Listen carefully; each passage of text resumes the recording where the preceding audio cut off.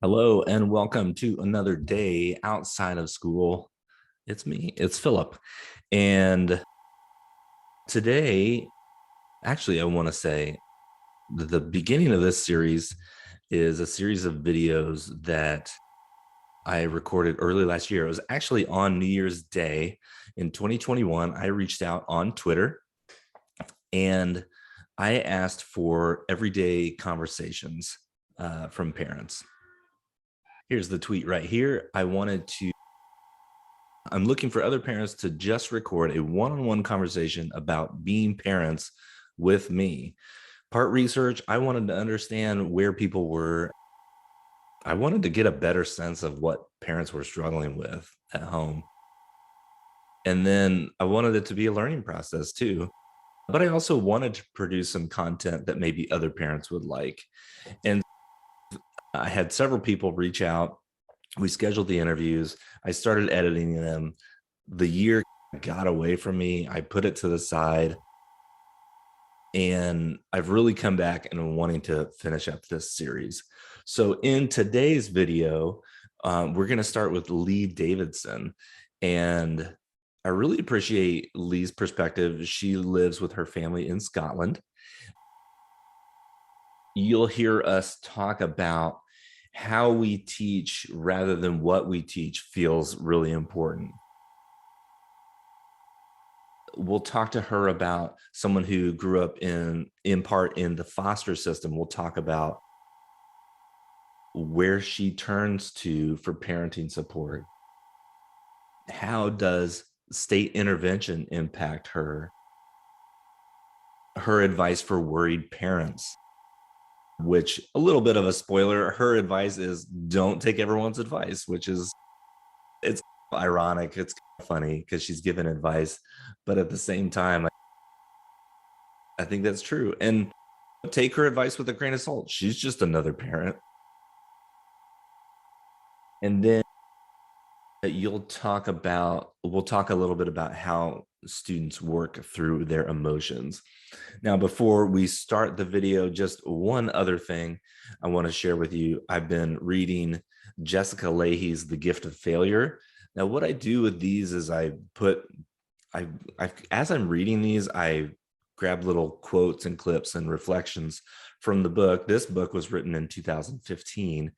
And so the link to that tweet is in the description. And so you can follow along there if you'd like.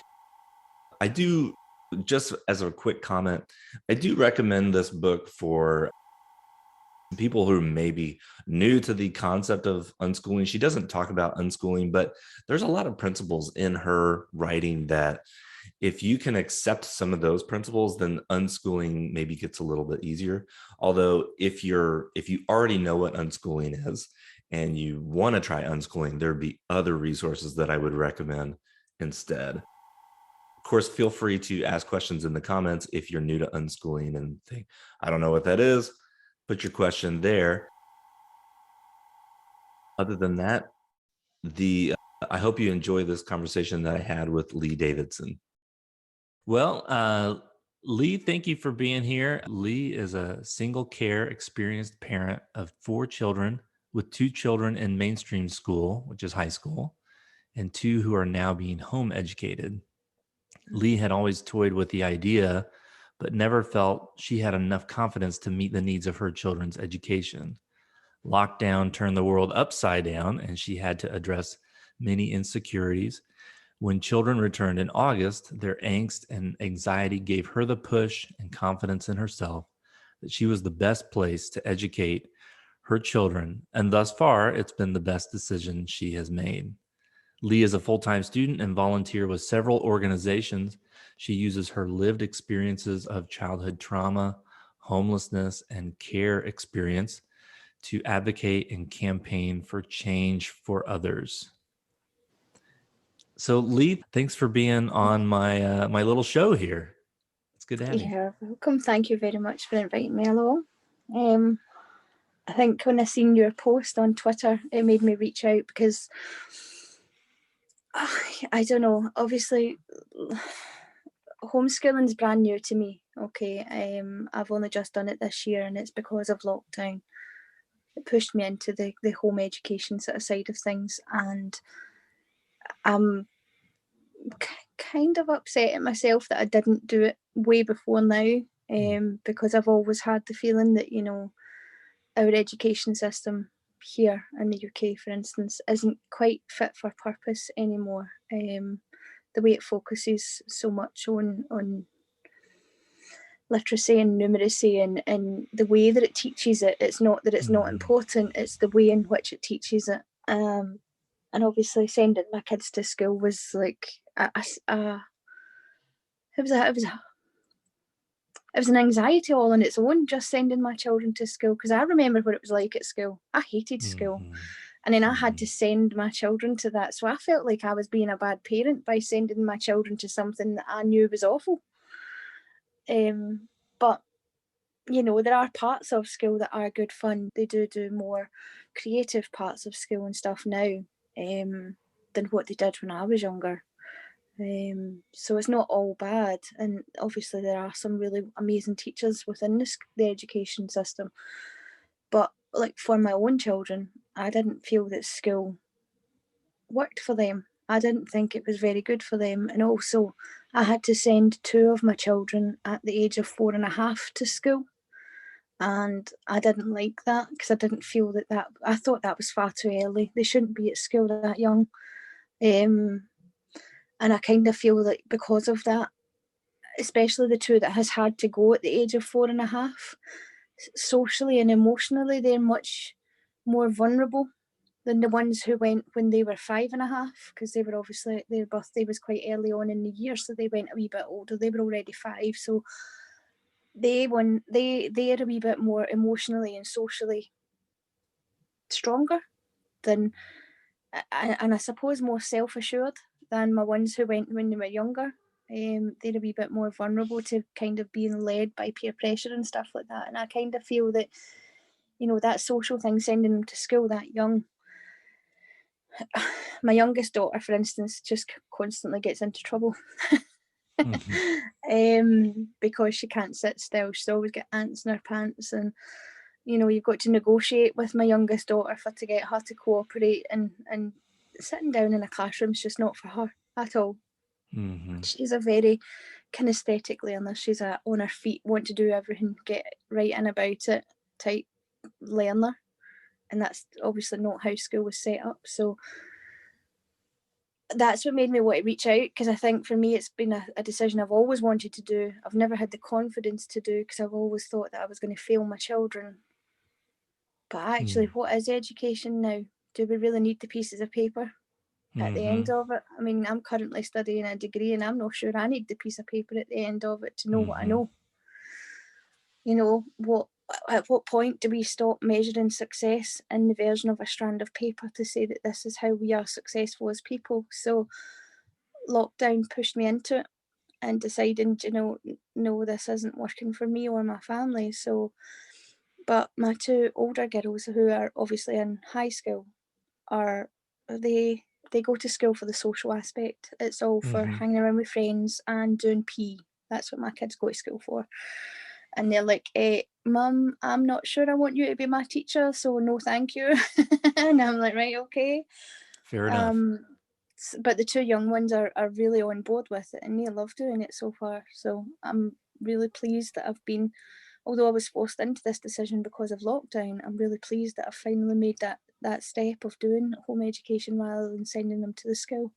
When you feel like you need support as a parent, and it could mean any number of things. I know it's kind of a broad question, but I'm trying to get an understanding of where do people turn for parenting support? Right. I suppose typically you would assume that people would turn to your family for help. Being a care experienced parent means that isn't necessarily a viable option. Although I do have family, it's not an avenue that you can turn to for support or for help. Explain the care experience you're talking about. I didn't recognize that term. Yeah, being care experienced is where you have had state intervention in your life. You've either been in foster care or children's homes or kinship care or adoption or whatever else at any point in your life. Gotcha. When I was younger, I was in foster care twice. And then when I was 15, I was on the streets, and I've been in the homeless system for 10 years of my life after the age of 15. So, being in and out of the care system means that you don't, it's a fractured family support that you do have. So your normal, typical support that you would normally have isn't always a viable option if you're care experienced. I think in America it's called care leavers, but in Scotland we've been doing quite a lot of work alongside care experienced people who said that you never really leave care, and care never really leaves you. It is an experience. So the term care experience was actually coined by care experienced community in Scotland. That's maybe why you didn't recognise the term, but it is for care leavers. So where do you turn? And what I noticed, so I did a poll about this on Twitter, and it didn't get very many votes. So I wouldn't say it's conclusive at all, but it did surprise me how many people said they went with what they felt was their gut instinct. Yeah. Whenever they need support, I think they think about it more, and they sort of feel their way through it, almost like a person with a blindfold in an unknown space, just kind of feeling your way through it. To be honest, like that is, I mean, I always joke and say that I'm winging it, but that really is essentially what I'm doing is that I'm trusting my instincts, and that what I'm doing is the right thing for my children. I don't always feel like it's the right thing. I'm always questioning myself as to whether it is the right thing or not, but I do trust my gut above everything else, in the sense of I know my children. I know my children well. It's always just me and them. That's me and my team. That's what I have here. And yeah, I know. I know my children, so I know what works for them and what doesn't work for them, and how they work and how they learn. I mean, my daughter was disengaged with reading and hasn't enjoyed reading, but since I've managed to start the home education, if my daughter writes her own story, she can read fine. It's not about reading a book. It's not about reading a book. If she doesn't want to pick up a book, she doesn't want to pick up a book. That's as simple as that. But see if she writes her own story. My daughter's totally engaged in reading. Yeah. If she's reading ingredients to tell me how to cook something, because she loves cooking, she can read. Yeah. So it's not necessarily about doing the structured stuff for my daughter. She really enjoys doing things, and then doesn't realise that she's reading alongside the doing. So if she's doing, she's not realising how much she's actually learning as she's going along. And for instance, my son's he doesn't like writing, so I let him type. And he's wrote an entire how to design a game. He's designed an entire computer game just because it was fun. So it's about finding the ways that work for them. And because I know my children so well, I'm able to do that in a way that I don't think the school can do, because it has to cater for 30 children in every class. It has to cater for, and you have to stick to the curriculum for excellence, which is great, but it's a one size fits all. And that's not how education should be. And it takes the fun out of learning if you're always telling them. I mean, I remember when I was at school, I love writing stories, but I had to write a story based on a book that they gave me that I couldn't engage with. So it was rubbish. I didn't like it. I didn't enjoy it. I didn't engage with it. So, it's still exactly the same. They're giving them certain books that they have to cover, that they have to do this, they have to do that. And if they don't enjoy it, they just don't engage. So they're not getting the best education anyway. Whereas if they're at home with me, I'm playing to their strengths. I'm teaching them to their strengths and their creativity, and I'm being inventive with them and what works for them. So they guide me as much as I guide them, And yes, there's a back and forth there. Yeah, because they know themselves as well, what they enjoy. They can tell you. So it's I think as well, it's that trying to kind of give up that whole I know better because I'm older and I'm wiser, because that's not necessarily the case. You know, you have to give that up when you're home educating them. Sometimes we do know better, but it's like I think we have to recognize that the world is constantly changing, and kids are better observers of the world than we are, because they're more open. You and I are programmed to do things a certain way because we're so old and we've been doing it that way. We don't notice things, which is why we don't ask 100 why questions a day. If someone you knew was worried about becoming a parent, what story would you tell them? Trust your instincts. Probably, see, if they were becoming a parent, my advice would be, don't listen to everyone's advice. Mm-hmm. That would be my advice. My advice would be, don't listen to everyone's advice, because everyone's got a version of how you should do parenting, and it should be about trusting your own instincts. You know yourself, you know your limits, you will know your child, you will get to know them. So my advice would be, don't listen to any advice, trust yourself.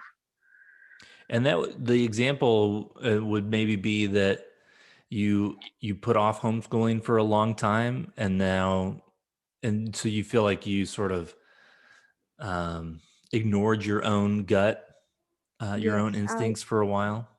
Yeah, I conformed to what we are told is the best thing for our children, without listening to myself. Yeah. To be fair, even when I had my children as babies, you do that I did that with the midwife and the health visitor for the first baby. Even though some of the things were telling me in my gut that they were wrong, I went with the advice because they're the medical profession. They know better than I do. They know this, that, and the next thing. So, you trust in that expert advice, and just because they're good in their field doesn't make them the expert in your story, doesn't make them the expert in your, because as much as you can read a book, it's not a one size fit all. As much as you study a degree, it still isn't a one size fit all. By baby 2 and 3 and 4, I was pretty much telling the midwife and the health visits, okay, I know what I'm doing. But the first one, you listen and you think, right, I'm not sure of what I'm doing. You're always questioning whether you've got the ability to do it, or if it's the right thing that you're doing. And I suppose you're easily second guessing yourself all the time. I mean, we always second guess ourselves. If we weren't second guessing ourselves, we would never improve, if we were never questioning whether we're doing the right thing or not. So I think we need that to a certain degree, but to the point of where you then completely ignore yourself, it's not healthy. And I think if I had been confident enough, I wouldn't have enrolled any of my children into school. I would have had all 4 of them at home educated by myself from the beginning. But I don't think even my life circumstances at that particular time were set up for that anyway. For instance, my 2 older children were born into the homeless system alongside me, so that sending them to school was a circumstantial thing as well. That was something that had to be done in order for me to be able to get some sort of version of structure and stuff like that. So my 2 older children going into mainstream school was the right thing at the time. Now, though, I'm in a better place. So now home education is something that is an entirely viable option for me and for my children. And that's obviously what I have done for my 2 older ones. But it's taken for lockdown for me to have the confidence to push myself in doing it.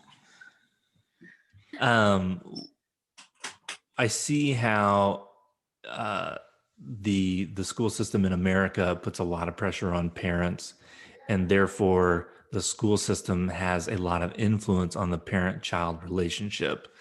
So what do you think have been some of the bigger influences in the parent-child relationship in your family? Do you notice a different relationship with the kids that are still schooling? Do you do things differently with the kids who are at school in order to sort of protect that relationship? Talk to me a little bit about what you think, what your thoughts are on those things? A huge part of what I do as a mum is especially the emotional literacy, being able to speak to my children in an open and honest way, especially in the sense that I teach my children that just because we're older and we're in a position of authority doesn't mean that we're always right, whereas you don't have that autonomy in the school. You have to respect authority whether they do or do not respect you, whereas I teach my children two versions of respect. There's a human respect that you always give people, right? And that's obviously just kindness. Everyone deserves kindness and respect immediately because of the fact that you don't need to be cruel to anyone. You don't need to be horrible to anyone. However, there is also this other version of respect where you have to earn that, which means then if you treat my children with respect, you will get that back from them. But that automatic assumption that because you're in a position of power, i.e. a teacher, a head teacher, or anyone really, who then automatically assumes that because, for instance, like you're the grandmother or you're the teacher or whatever, that you deserve this level of respect from my children, but at the same time do not give my children the autonomy to then turn around and say, I'll use my son as an example. He is always being told that he has to manage his anger and that he has to control his anger, and is reprimanded quite a lot for his anger when he isn't given the space to tell you why he's angry, first of all, talk through his anger, and then I suppose giving him that space to say that it's okay to feel his feelings. It's just then how to channel that anger into something that isn't as destructive as it, because obviously when he's not getting the chance to channel it properly, he is bringing it out in a destructive manner. Since I've started the home education, my son is able to express how he feels, and he's able to tell me this, that, and the next thing, and he's able to say that this made me angry because, or this made me sad because, and he's able to work through it in a way that's helpful for him rather than being, because I understand that, for instance, teachers have to take care of 30 children in a class, so one child expressing anger and whatever could upset the balance of trying to keep control of, because that's what it is, it's keeping control of 30 children, which is obviously a difficult task. I'm not going to say it's an easy task, that's why I'm not a teacher. But to be able to give every child in that class that autonomy, it's not something that the education system is set up for. And I teach my children, for instance, to respect people as people, but they don't have to have respect just because of the fact that they're in a position that has power over you.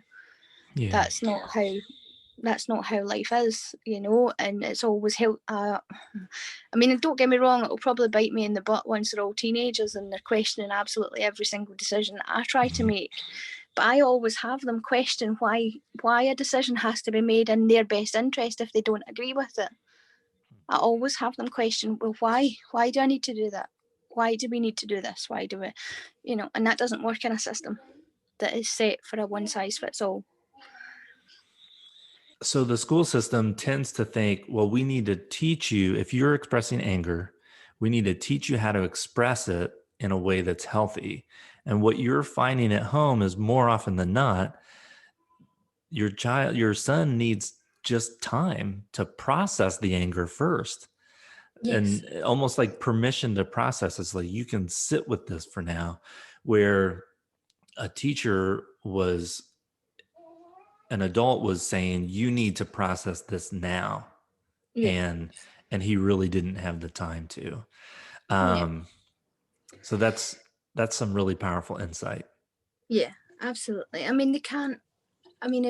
For instance, if, I don't know about you, but sitting in a classroom with 30 children and you've got 3 or 4 of them kicking off and whatever else, that brings you into a place of dysregulation as well, because you're stressed at trying to control that environment. And if you're dysregulated, but then you're expecting a 7-year-old, for instance, to regulate themselves quickly, process their anger, and then be ready to totally be on top of that anger and expressing it in a healthy manner, how are they going to do that if you cannot do the same thing? If you're dysregulated, you cannot regulate another child. So if you're coming from a place of dysregulation, then of course dysregulation is going to happen among the children, because they need a regulated adult for them to be able to learn how to regulate. For them to model regulation, you need to show them that. Yeah. But if you're just telling them to instantly have it sorted and don't behave that way, you're suppressing them rather than regulating them, and that's not a healthy way for anyone to live. So it's the environment is more restrictive, I would say, and being able to learn and teach themselves that autonomy, because children need to learn autonomy, but that includes of their emotional self, and you don't want to separate it from their academic, cognitive and emotional self. You want them all to be integrated. You want them to be the full version of themselves. Yeah. And we can't necessarily be too hard on the teachers because they're in that environment too. And Exactly. they are not fully responsible for creating that environment. No. Depending on how much. It's a system. It's a system. There's amazing people in the system, but the system itself is not set up for, I suppose, the best learning environment. It isn't. That's not how the system is set up. Yeah. Yeah. Yeah. It reminds me of, did you ever see much of the show I Love Lucy? No, I don't think so. A very famous, but it was an older show, a famous show here in the States. And so Lucy was this character, and she worked with one of her friends in a factory during one of the episodes, and they were wrapping chocolates from a conveyor belt. And the conveyor belt started having more and more chocolates on it. And so they made more and worse decisions as they were going. It's a really famous scene from the series. And but it reminds me of what we're doing to teachers is we're putting them in an environment and we're asking them to do more and more with the same tools that they have at their disposal. So of course their decisions are going to get worse. And but then they're the only ones that are held responsible for their decisions when, someone needs to understand that we need to slow down the what did I just call it? The conveyor belt. We need to slow that down. And in some cases, we need to remove the conveyor belt completely. But it's a great metaphor for just looking at how we're impacting teachers. Teachers get a lot of the blame for how things are going in schools. And I was a former teacher, so I understand that a little bit. But then you saw it from another side of the system where you were you treated, did you feel you were treated differently because you had been and had the cared experience? Did you feel like you were treated differently in schools? I was seen as part of a family system, a very dysfunctional family system. So I was never given autonomy. I was part of that dysfunctional family system. So I was never seen. I was just part of. And that unfortunately meant that some of my own schooling wasn't productive at all. I was told that, from a teacher, for instance, told me that there was no point in teaching me because I would be pregnant or in a jail by the time I was 16 anyway. So, I was automatically written off because I was part of a dysfunctional family system that had certain expectations from that anyway. So my own education wasn't good. And then obviously that meant that it took me until I was 30 before I re-engaged with education again. So, my education isn't really something to go on, if that makes sense. But I loved school while I was there. I did love school because it was a break from the dangerous environment that I was in as a home life. So being in school was actually a really good thing for me. But for my own children, for instance, it's a very different scenario. Here in Scotland, the education system hasn't really changed very much in 150 years. So there hasn't been we're not, this is a really crude analogy, but we're not pumping children out for the workhouses anymore. We're not pumping children out for factory work anymore. That's not what we're doing. That's not what life is anymore. And there is so many ways that you can learn. And, I think the school system is outdated in that sense, that it just hasn't moved with the times. You can add a computer into the school and you can, say this is what technology is and this is great, this is an advancement, so we're moving with the times, but the actual structure of how education is delivered is pretty much still the same. Yeah. So that's fantastic, Lee. I want to thank you again for being here and sharing some of your story. I'm sure that you have a lot more stories that we could all benefit from. I think I know you probably have a lot more that you need to do today, and I appreciate you taking the time to chat with me. Is there any place where it is best for people to maybe connect with you if they connect with part of your story? And is there any place where people should get in touch? Well, I'm quite active on Twitter. Obviously my Twitter handle's at Lee Davidson 33, or on Facebook it's just Lee Davidson. So I'm quite active on both of them, but Twitter has got like parts of my story as well, which obviously to go a wee bit more deeper into the more nitty-gritty stuff of my own story, not so much about me as a parent, but certainly me as a child and growing up and stuff like that. So, Excellent. like there are parts of that obviously people can connect with if they wanted to. So yeah, I'm available on there. Awesome. Well, I'll make sure to put your handle in the show notes. And again, thank you so much for taking the time to chat with me today. No, thank you very much for having me. That was wonderful. Thank you. I hope you enjoyed that. I hope you enjoyed getting to know Lee and her family a little bit. Instead of stay in school, don't stay in school. Thanks for watching.